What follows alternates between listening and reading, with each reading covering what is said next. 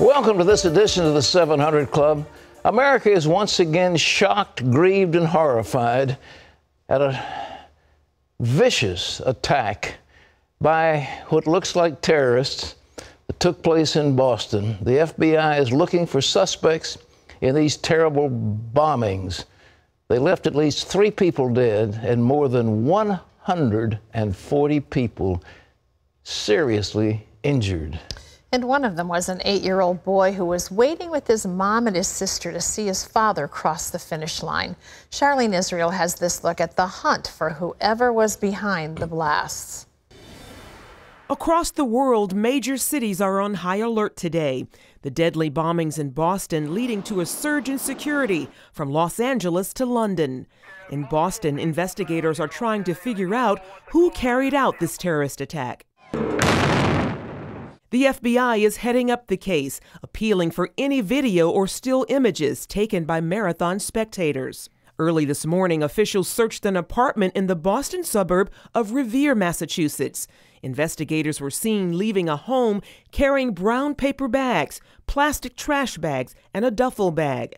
On the scene of the explosion, bomb technicians are studying burn marks on bricks and concrete. They're going to look at the components of the bomb.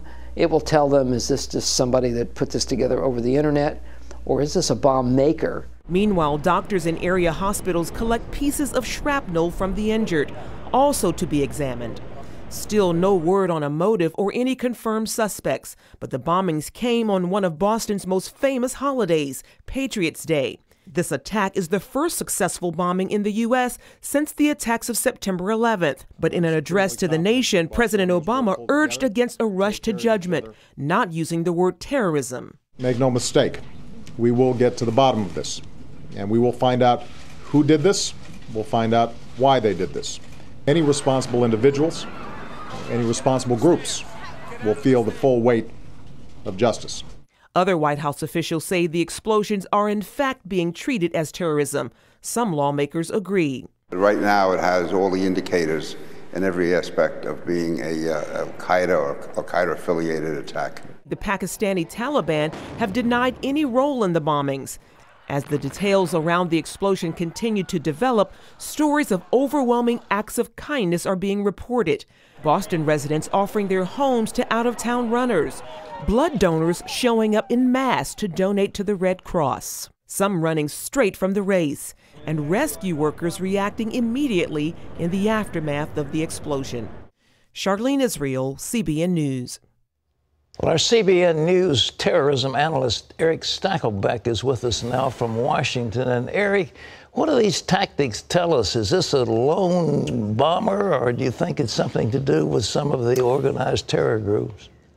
You know, Pat, it's tough to say right now, but that is the key question here. Was there an overseas link? Was this a guy or guys who say trained overseas in Yemen, in Pakistan, got bomb-making expertise there, then came back here to the U.S.? Were they U.S. citizens? We've heard some reports that this was, there's a Saudi who's in custody who may be here on a student visa. We don't know yet, but the big question, I think, is were there overseas links? I think, Pat, that signs, we can't say for sure yet, but signs are pointing to this being an Islamic terror attack. I know there was a lot of talk yesterday about it being tax day. Is this an anti-government extremist?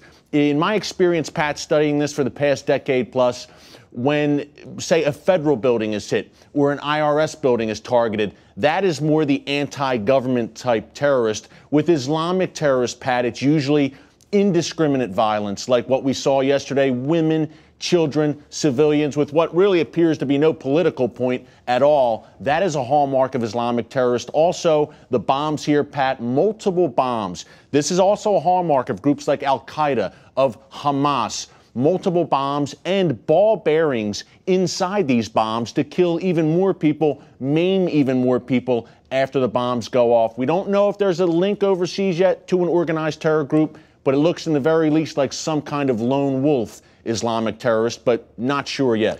Well, Erick, you know, it's a terrible thing that they do. They blow off a small bomb. People begin to crowd around to see what's happening, and then they blow off a big one that really injures a lot of people. Was it the same tactic here? There were 2 bombs that went off. Yeah, Pat, it looks that way. First responders come, as you said, Pat. The first bomb goes off. Everyone rushes to the scene.